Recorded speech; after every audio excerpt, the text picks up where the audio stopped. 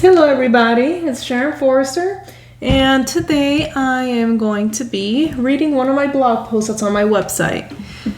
So, the blog post I am going to be reading is called Blanket Writing and Editing Techniques to Help You Finish Your Story Once and For All. So, welcome to the Writing and Editing Technique list, fellow authors and lovely others. There might be one reason or another why you're wanting to read this list today. My reason for having this list is because I want to share with the world what I have found works best for me based on what I've learned in life over time as a writer. I believe I might help someone out there who might be struggling with following through with their plans of discipline on their writing or editing processes. On that case, you might be someone hearing this for the first time, someone who has been looking for a list for techniques and are now ready to see what will work best for you. You, the reader, might end up being one of them, and I am happy to help. Alternatively, you might be someone who already knows about these choices, but you're looking for a new perspective in order to regain your inspiration or motivation. Now, when I made this list, other things came to mind, and I can't remember right now, but they'll show up eventually. So, on with the list. Number 1, write in pencil/pen first, then type. Writing in pencil before typing the story in computer is not a waste of time. People don't realize that by doing this, you finish the first draft and the first round of editing at the same time. There are writers out there who are able to type in their stories the very first time with no problem. But if you are like me and the creative juices stop flowing and you lose that imaginative rainbow, an old school writing session might be the perfect answer to help you concentrate on your story and get it done. Of course, in the end, you are going to do what is best for you if this item on the list ain't it. As you read through this item on the list, here is something you might think about. I say to you, write the story first because when you type it in, you are editing the first draft, thus making you ready to print the second draft. But you say to me, how is this any different than typing the story in the first time around and then print it to edit the first draft? It's still a two-step process and neither one is any faster than the other. But I say to you, writing the story out works well because you're letting the story out in a concentrated flow. You can write in places where there is no internet, and when you start typing the story in with your first edit, you are making a lot of changes that make the story better. When the story has been typed the first time, you are reading through and fixing edits before you go back to change scenes, switch vocabulary words, add or subtract sentences, and more. When you print out the story, you are printing it for the first intention, editing the second round instead of the first. Finally, and you save computer, paper, and ink. I am used to writing before typing because I have done it ever since I was a little girl. Since the end of 6th grade, to be exact. For a while, I was convinced it was a waste of time, just based on the thought that I needed to eventually type everything into the computer and start editing the first time around to perfect it as best I could. That's also what everyone around me said I had to do if I chose to write first. As I got older and began to work the process of getting my writing typed in its entirety, because getting it printed, I realized I wasn't going to type everything in word for word. It turns out that would have been unrealistic and indeed a good waste of time. I was unconsciously editing what I typed, sentence by sentence, paragraph by paragraph. It was inevitable for me to ignore the obvious errors on the page. By the time everything was typed in, I had already gone through my first editing round and therefore was ready to print out the second draft to edit it again and get the story all that closer to publication. For me, that was the biggest accomplishment that changed my writing hobby for the better, and I might just as well do the same for you. Item number 2. Print out the story drafts. One major thing that will help you focus on editing your manuscript, whether it's a short story or a full-fledged novel, is printing the work out. On the computer screen, The work is more accessible electronically, but you are more likely to skim through the most important mistakes that could have been edited to change your book for the better. Printing the work out gives you the opportunity to write down specific notes when making your edits. The notes might involve stuff you were thinking about changing or enhancing as you correct the mistakes on the computer file. Some people like to print and edit several chapters at a time. Other people like to print out the entire story and go from there. How you approach this is up to you, but there are suggestions offered to you for a better writing and editing experience. After printing out the files from your computer, you might be thinking about how to organize the pages that make up the short story or novel.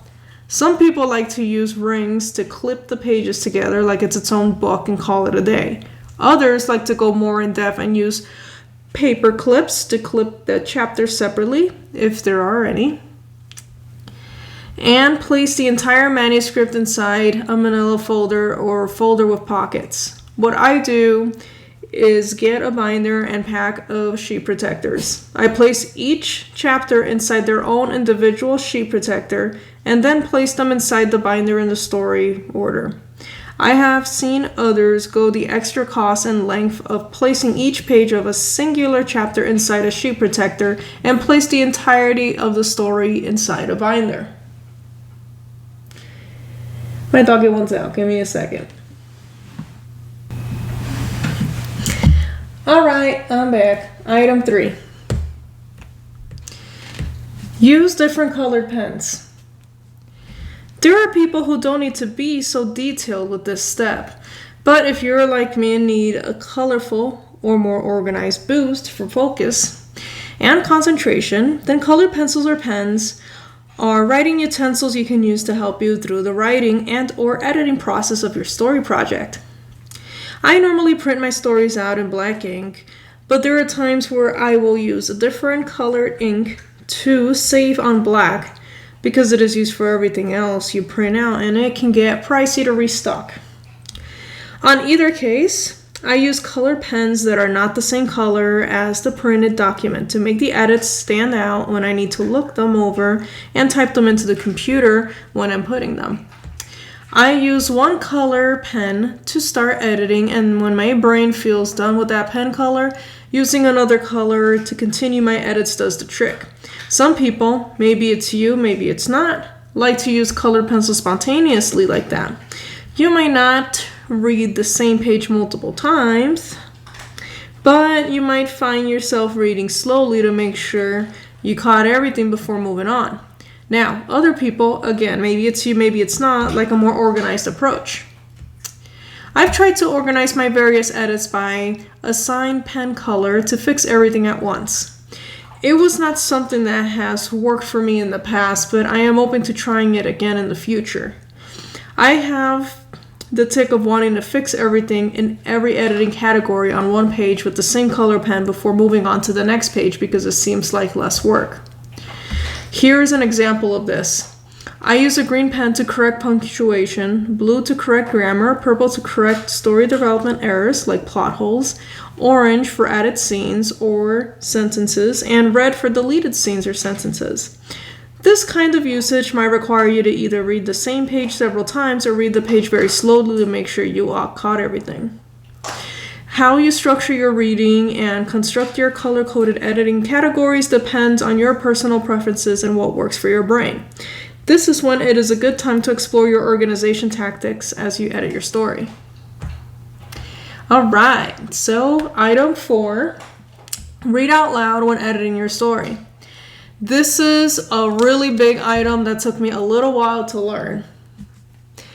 Reading your work out loud allows you to catch errors you need to edit more easily versus just reading it in your head as you move along the page. When you read out loud, you spot errors more easily, you finish the project faster, and it will withhold the obstacle of overthinking about editing and over-editing the story. These things are exactly what you want to accomplish here. When you read in your head, your brain goes through this process of automatically correcting or adding any missing data in sentences without realizing that that data is the very thing we're trying to catch during the editing process. It's not a good thing to feed because it'll make the editing process take longer. It'll cause you to overthink how or what you should edit, and you might find yourself over editing the same place or the same page multiple times, making it hard to move forward.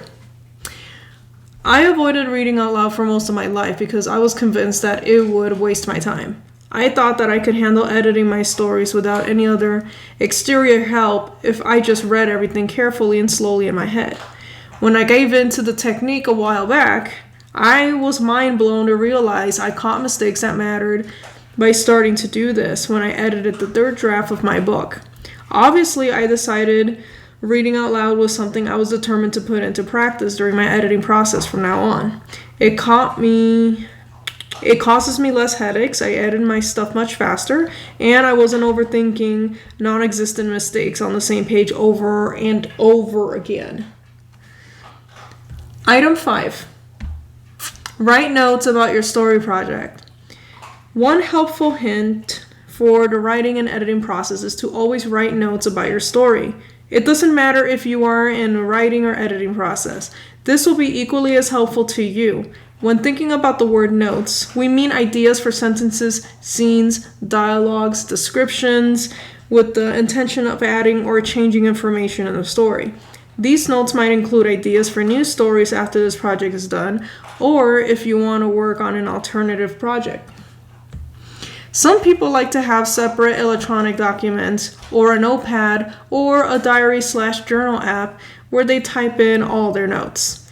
There are people who like to have a separate notebook or a separate piece of paper they put in plain sight in various locations to write down their notes as ideas come up for them. Some people prefer to leave notes when they comment on printed or electronic documents they are editing. Now, how you want to approach this is up to you. But this is a solid tip that is guaranteed to help you move forward in writing and editing your stories.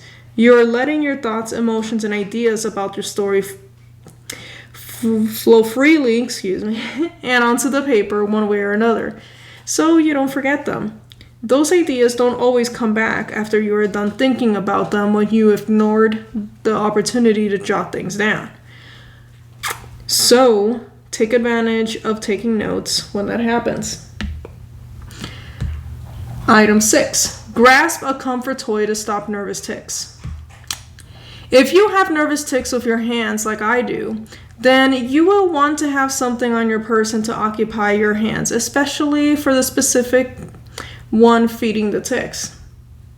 Your tics may look different than mine, but my personal nervous tic is pulling my hair. A common thing that happens to a lot of people. See, like right now I want to go like this or go like this. So, for this reason, I have a small plush doggy or a small plush bunny, both normal little toys, and a squishy cake stress toy that I hold in my hair pulling hand to withhold the habit. It keeps me more focused on my work and I don't end up bald on the front of my head. For some of you, the object may be a random item that isn't even a toy. I have met people that have told me they hold a big eraser or a banana in their hand to keep it occupied from hair pulling and snapping fingers or rubbing fingers together into a rug burn. They constantly have to go like this. They tell me like that or like that. For others, it might be a normal toy, a fidget toy, or a stress toy. Whatever the material or type of toy or object, do what works for you. This process may take a bit of effort to incorporate, but if you stay disciplined, you will remember to tackle the behavior preventing you from staying focused in your writing or editing, and you may even get rid of the nervous tic altogether. Item 7. Take advantage of the imaginative rainbow. We all have bursts of happiness and sadness in our lives, just as much as we have bursts of inspiration as well as discouragements. When you feel utterly inspired to write or edit your story at a moment's notice, it is so important to stop what you are doing to work on the project taking over your mind, if you are able to do so. Even if it is sloppy on the page, you can always go back to fix it later, but remember that you can't have the idea back after it's gone. Savor the ideas or sessions when the creative juices are flowing and that rainbow is working, because that is when the most creativity lies. That is when the most creativity lies. Tongue-tied.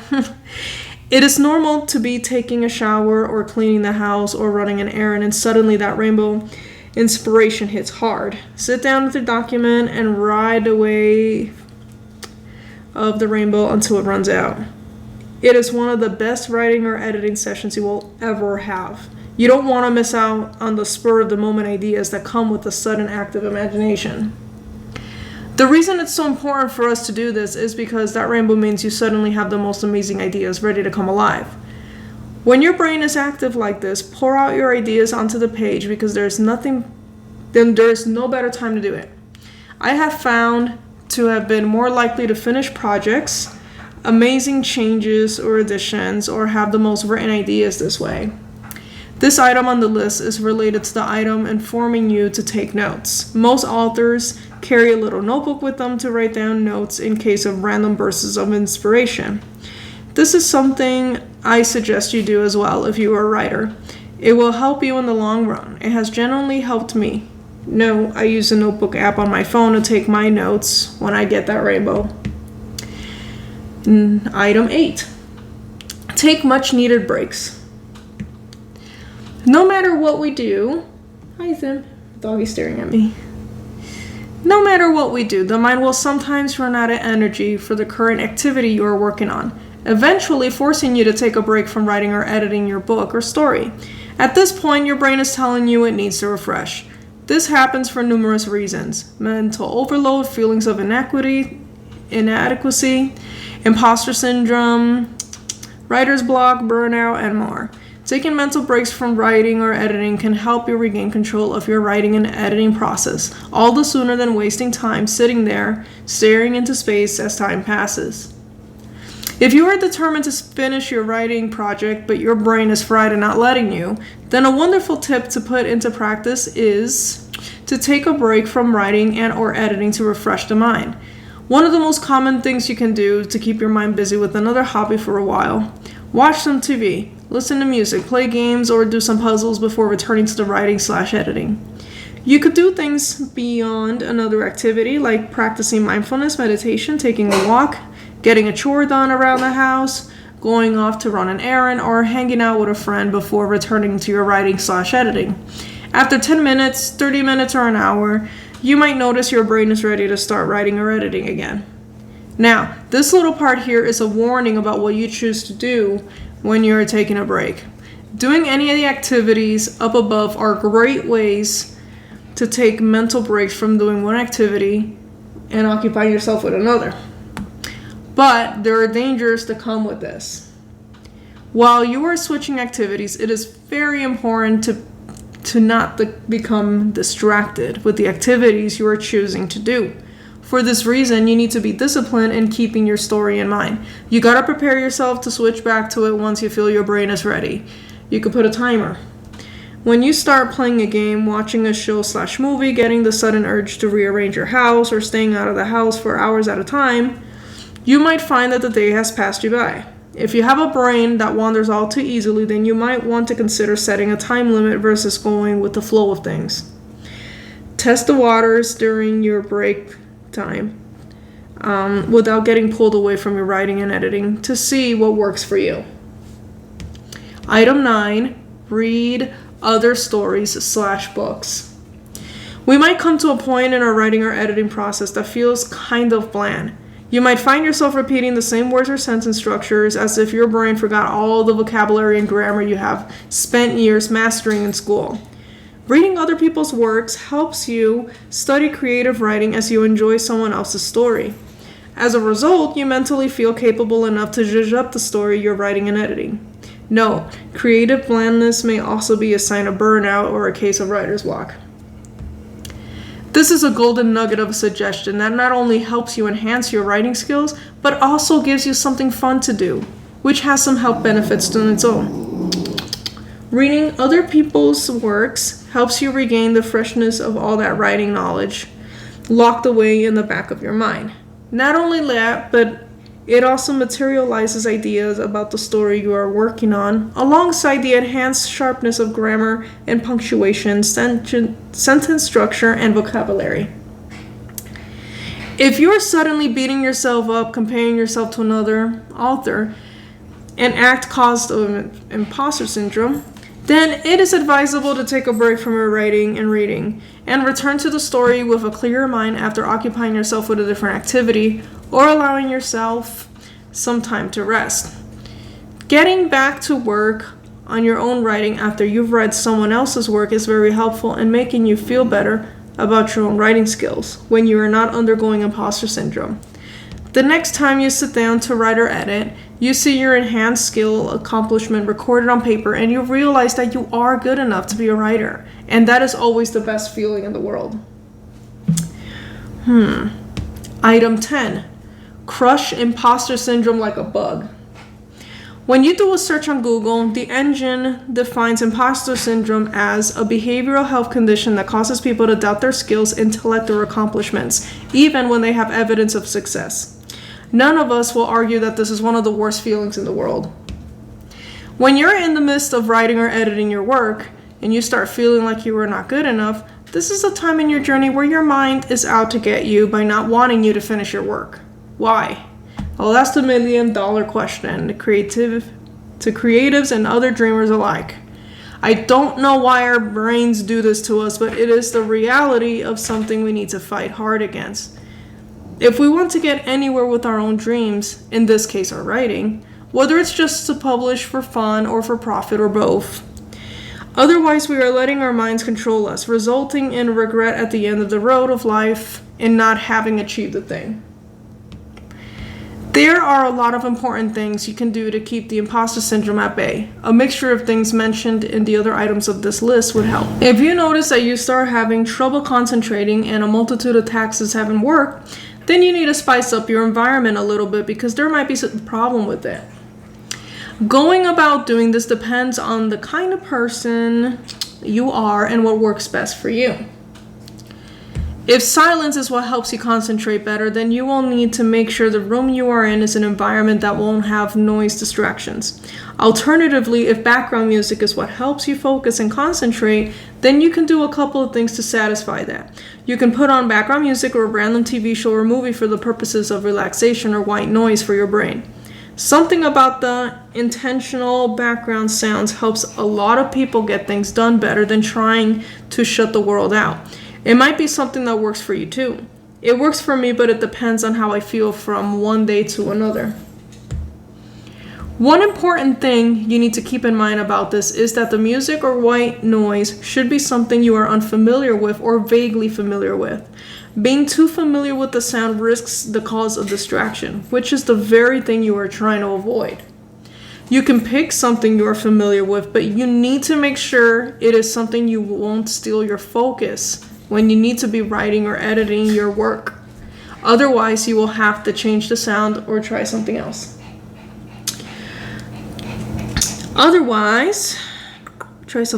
Okay. If, no matter what you do, you have trouble concentrating in the environment you are currently working in, then another thing you can do is to ensure the work environment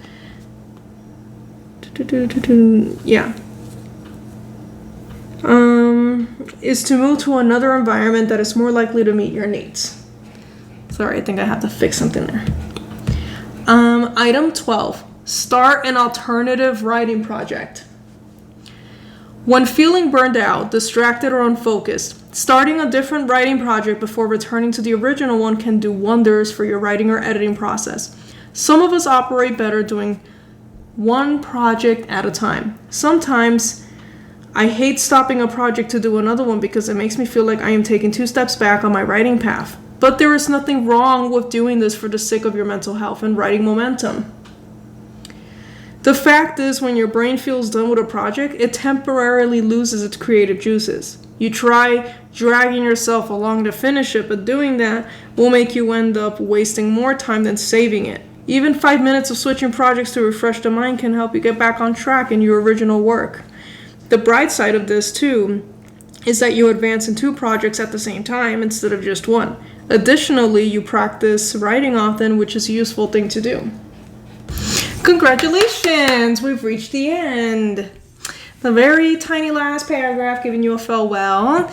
You have reached the end of the writing and editing techniques list. I appreciate the fact that you've read this far. Thank you. I hope that you have gained some new insight or knowledge with this list that you can use with your own writing and editing projects. I've grown as this list was accumulated, and I'm always ready to hear what your story as an author is and what your creative story is and what process works best for you personally. Learning new ways to do things is an exciting adventure, and I could always use new ways of improving my own writing and editing skills. We'll see you next time. Please don't forget to subscribe and comment and like to the YouTube channel if you want to see more content like this or anything that you would like to see in here. Thank you so much. Take care, you guys. Bye.